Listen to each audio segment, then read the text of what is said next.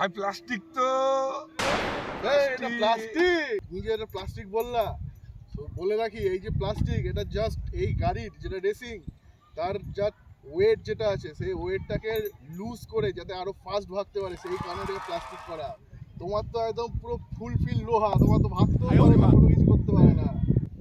কত high speed?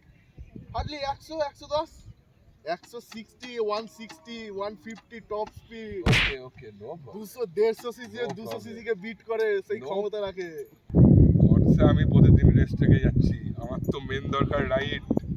কাজ বাজ করার পর ওই যে বেরোবো রাইডে, ওফ এইভাবে বসবো টুক টুক টুক টুক করে, মনকে শান্তি, রাইড রিল্যাক্সেশন ব্রো। কমফোর্টেবল কেমন?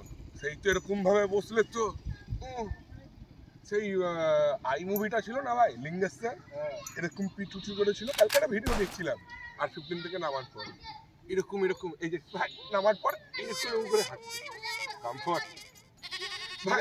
এই যে ভাই গত নিয়ে বসলাম, কমফর্ট।